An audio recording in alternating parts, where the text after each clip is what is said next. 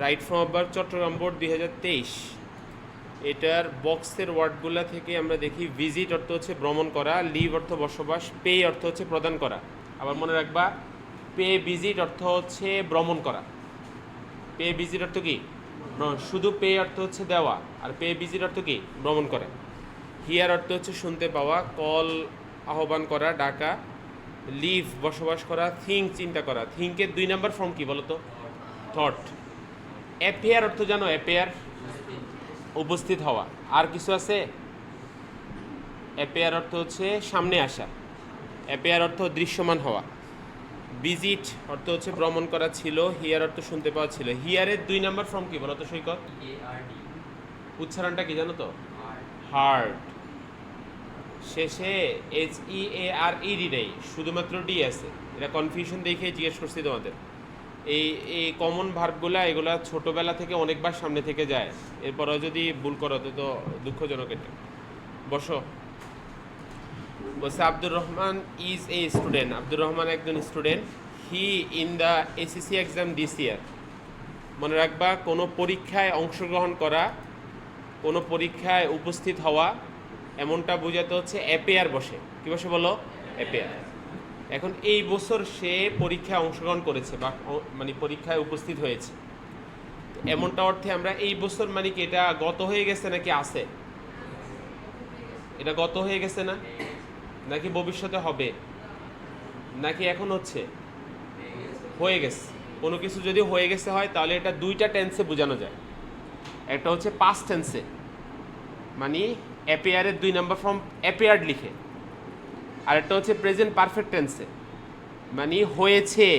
ওই যে বাংলা বাক্যের শেষে সে, সি, স এমনটা বলে, যেমন করেছে, খেয়েছ, গিয়েছে, এমন কথা যেগুলো বাংলা শেষে এসে, এসি, এসেও এই শব্দগুলো থাকে, সেখানে প্রেজেন্ট পারফেক্ট টেন্স। তো সেই হিসাবে এখানে প্রেজেন্ট পারফেক্ট টেন্স হতে পারে। বুঝছো? এই জায়গায় আমরা হি in the SSC exam this ইয়ার, তার মানে সে এই বছর পরীক্ষায় উপস্থিত হয়েছে, এমন অর্থে আমরা যদি বলি তাহলে হ্যাজ অ্যাপিয়ার্ড বলবো।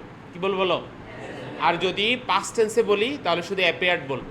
হ্যাজ অ্যাপিয়ার্ড বললে রুল 14, আর যদি পাস্ট টেন্সে যদি বলি তাহলে রুল 5। তাহলে 2টা আনসার এখানে হবে। বলছি হি ইন চট্টগ্রাম, সে চট্টগ্রামে বসবাস করে, তার মানে সে বসবাস এখনও করতেছে, এখনও আছে। এটা প্রেজেন্ট ইনডিফিনিট টেন্সে হবে। তবে সাবজেক্ট সিঙ্গুলার ভার্বের সাথে কি হবে? S by S. তাহলে বি এর অ্যান্সারটা হবে হচ্ছে লিভস। রুল কত বলেন তো? 4। বলছি হি দেয়ার সিন্স হিজ বার্থ। এবার এখানে এক্সট্রা একটা নিয়ম আছে, শুনো। কোনো কিছু ধরো আগ থেকে চলমান হয়ে এখনও যদি থাকে, মনে করো তুমি 1 মাস যাবৎ আমার এখানে পড়তেছ, ধরো তুমি 5 বছর যাবৎ মোগরাপাড়া স্কুলে পড়তেছ, এই কোনো কিছু একটা সময় ব্যাপিয়া ঘটলে সেটা প্রেজেন্ট পারফেক্ট কন্টিনিউয়াস টেন্স হয়, আর সেই বাক্যটার মধ্যে সিন্স অথবা ফর হয়। কি বলো? সিন্স অথবা ফর। টেন্সগুলা জানা আছে মোটামুটি, এমন যারা আছে হত্যলত। তাহলে প্রেজেন্ট পারফেক্ট টেন্সের স্ট্রাকচারটা কি হয় বলো? সাবজেক্টের পরে ফর। Very good. তার মানে হ্যাভ বিন, হ্যাজ বিন বসে, আর ভার্বের সাথে কি বসে? আইএনজি বসে। হ্যাভ বিন, হ্যাজ বিন বসে, আর ভার্বের সাথে কি হয়? কখন? যদি বাক্যের মধ্যে সিন্স অথবা ফর হয়। কি হয় বলো? সিন্স অথবা ফর। আবার বলতেছি, ধর আমি বলছি যে সকাল থেকে বৃষ্টি হচ্ছে, খেয়াল করছে একটা কাজ শেষ হয়ে যায় নেই, অনেক আগে শুরু হয়েছে, এখনও কি চলমান আছে। ধর আমরা যদি বলি হচ্ছে সকালে বৃষ্টি হয়েছিল, তার মানে এটা শেষ হয়ে গেছে। কিন্তু সকাল থেকে বৃষ্টি হচ্ছে মানে কি এখনও কি কাজটা কি চলমান। তো এমনটা যদি বুঝায় তখন সেই ক্ষেত্রে বাক্যের মধ্যে ফর অথবা সিন্স থাকে। কি থাকে বলো? তাহলে ফর অথবা সিন্স থাকলে আমরা কোন টেন্সে বসাবো? প্রেজেন্ট পারফেক্ট টেন্সে। এই কারণে দাঁড়িয়ে থাকো। তাহলে ফর অথবা সিন্স থাকলে আমরা কোন টেন্সে বসাই? প্রেজেন্ট পারফেক্ট টেন্সে। Present perfect tense, sorry, present perfect continuous tense. কারণ প্রেজেন্ট পারফেক্ট কন্টিনিউয়াস টেন্স আমরা কি বসাই? হ্যাভ বিন অথবা হ্যাজ বিন, আর ভার্বের সাথে কি দিই? তার মানে সে বলছে এখানের মধ্যে এই জায়গাটাতে সে তার জন্মগ্রহণ থেকে বসবাস করে আসতেছে, তার মানে জন্ম থেকে কি এখনও কি চলমান না, এটা বোঝাতে হচ্ছে প্রেজেন্ট পারফেক্ট কন্টিনিউয়াস টেন্স হবে। এই জন্য আমরা এখানের মধ্যে লিখবো হচ্ছে হ্যাজ বিন লিভিং। কি লিখবো বলো? তাহলে পাশে কি লিখবা বলো তো? কারণ কি লিখবা? Present perfect continuous tense. পাশে কারণ লিখবা এমনভাবে যে বাক্যে সিন্স থাকার কারণে প্রেজেন্ট পারফেক্ট কন্টিনিউয়াস টেন্স হয়েছে। দ্রুত লিখো। বাক্যে সিন্স থাকার কারণে প্রেজেন্ট পারফেক্ট কন্টিনিউয়াস টেন্স হয়েছে।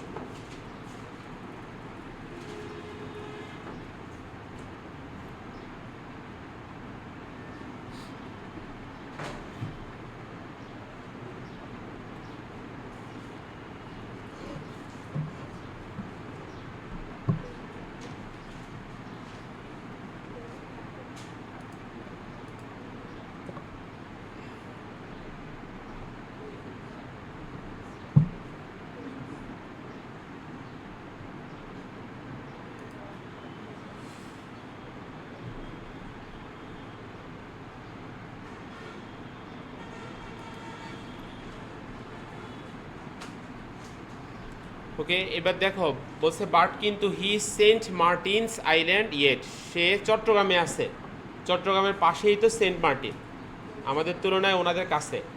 এখন এই জায়গায় বলছে সে চট্টগ্রামে থাকা সত্ত্বেও সে সেন্ট মার্টিন আইল্যান্ড কি করে নাই, ভ্রমণ করে নাই। তাহলে যাওয়া ইংরেজি নাই, এখানে ভ্রমণ করা ইংরেজি আছে, তাহলে ভ্রমণ করা অর্থে আমরা কি বসাই? এখন বলো তো এই বাক্যটার মধ্যে আমরা যাইনি মানে ভ্রমণ করেনি অর্থ দরকার, ভ্রমণ করেনি অর্থে কি বসে?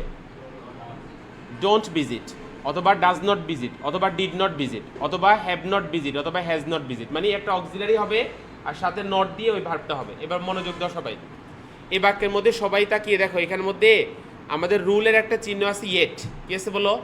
ইয়েট। কোথাও যে জাস্ট, জাস্ট না, অলরেডি, ইয়েট, রিসেন্টলি এই শব্দগুলো থাকে, তাহলে কোন টেন্স হয়? Present perfect tense. এখন প্রেজেন্ট পারফেক্ট হলে কি বসাতে হয়? হ্যাভ অথবা হ্যাজ। হি এর সাথে কি হ্যাজ দেখি হ্যাভ, হ্যাজ, তাহলে লিখবো হচ্ছে হি হ্যাজ নট ভিজিটেড, কয় নাম্বার ফর্ম হবে? 3 নাম্বার ফর্ম। তাহলে ডি এর আনসারটা লিখবো হচ্ছে হ্যাজ নট ভিজিটেড, লিখবা অর্থ প্লাস রুল 14।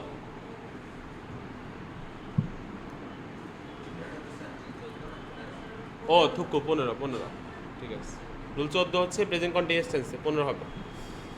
তাহলে he has not visited Saint Martin's Island yet. কে কে বুঝো না একটু হাত তোলো তো, লাইম শোনো, আবার মনোযোগ দাও। এই আমরা 14 নম্বর রুলে একটা নিয়ম পড়াইছিলাম, যে 14 নম্বর রুলে বলছিলাম যে কোনো বাক্যের মধ্যে যদি just, just now, already, recently এমনটা যদি থাকে, তাহলে ওই বাক্যে আমরা অতিরিক্ত হ্যাভ হ্যাজ বসাই আর মেইন ভার্বের 3 নম্বর ফর্ম বসাই।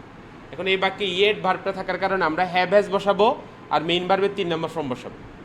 এখন এই বাক্যে বলতে চাইছি কি জানো, সে চট্টগ্রামে বসবাস করতেছে তার জীবন ইয়া থেকে, জন্মগ্রহণ থেকে, এখনও সে চট্টগ্রাম কি করে, সেন্ট মার্টিন কি করে নাই, ভ্রমণ করে নাই। তাহলে ভ্রমণ করা অর্থে আমরা ইয়েট অনুযায়ী আমাদের বসানো দরকার কি? হ্যাজ ভিজিটেড, কি বসানো দরকার? আর না করা অর্থে হ্যাজের সাথে কি যুক্ত করা দরকার?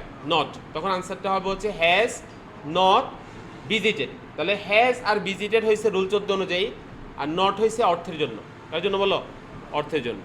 তাহলে he has not visited Saint Martin's Island yet. বলছে he a lot about the beauty of Saint Martin's Island, সে শুনেছে। তাহলে শুনেছে বলছি, শুনেছে, বাংলা কথাটার শেষে কি যুক্ত হয়েছে? ছে যুক্ত হয়েছে। তাহলে ছে যুক্ত হলে কি হয়? প্রেজেন্ট পারফেক্ট টেন্স হয়। অথবা এটাকে চাইলে কোন টেন্সও লেখা যাবে বলো? Past tense. তাহলে আমরা এটা ই নাম্বারটার আনসারও দুইভাবে লিখতে পারি। যদি প্রেজেন্ট পারফেক্ট টেন্সে লিখি শুনেছে অর্থে, তাহলে লিখবো হচ্ছে হ্যাজ হার্ড, কি লিখবো বলো?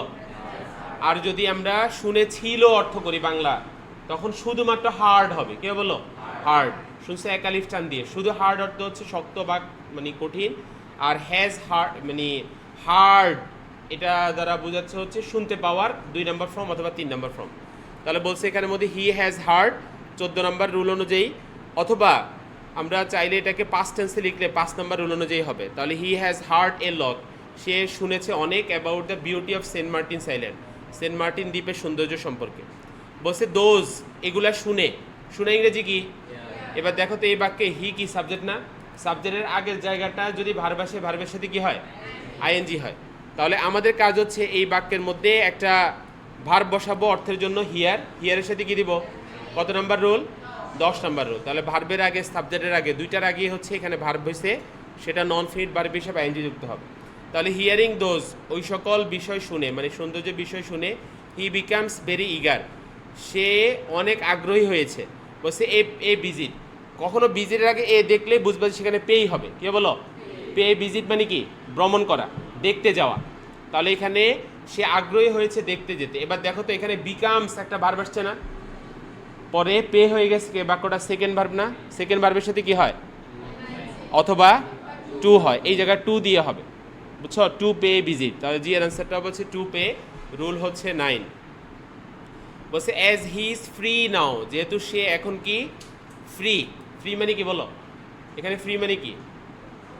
অবসর। যেহেতু এখন হচ্ছে সে অবসরে আছে, হি থিঙ্কস দ্যাট, সে চিন্তা করে যে হি দ্য আইল্যান্ড হচ্ছে নাও, সে এখন এই জায়গাটা ভ্রমণ করবে। তাহলে ভ্রমণ করা ইংরেজি কি আছে?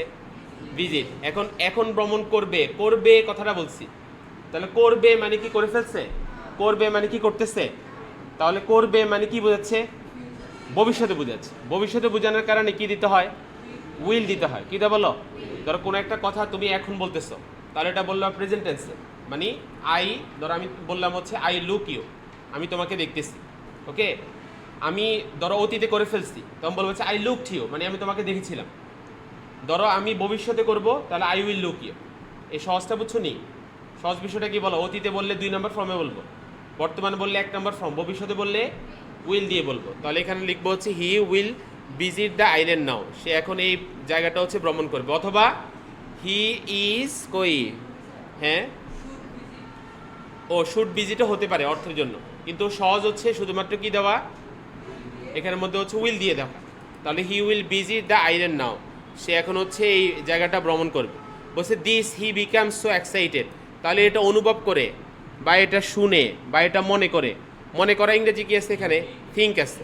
তাহলে আবারও সাবজেক্টের জায়গায়, মানে সাবজেক্টের আগের জায়গাটাও নন ফিনিট ভার্বের জায়গা, তার মানে আই নাম্বারটাতে যে জায়গাটা আছে এটা নন ফিনিটের জায়গা, তাহলে সেই ভার্বটাও কি যুক্ত করবো? আইনজি যুক্ত করবো। থিঙ্ক কি হয়ে যাবে? থিঙ্কিং। কত নাম্বার রুল?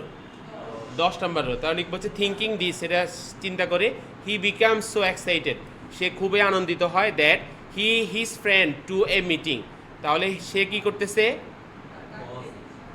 তাহলে হচ্ছে he his friend to a meeting, তাহলে সে ডাকতেছে নাকি ডেকেছিল নাকি ডাকবে? ডেকেছে নাকি ডাকবে নাকি ডেকেছিল, এমনটা চিন্তা করতে হবে। সে ডেকেছে অথবা ডেকেছিল, তাহলে এমন অর্থ হচ্ছে আমরা বসালে কি বসাবো? কল্ড অথবা কি বসাবো? Has called. কি বসাবো বলো? কল্ড অথবা কি হ্যাজ কল্ড। তাহলে লিখবো হচ্ছে হ্যাজ কল্ড লিখলে 14 নম্বর রুল, আর কল্ড লিখলে হচ্ছে 5 নম্বর রুল।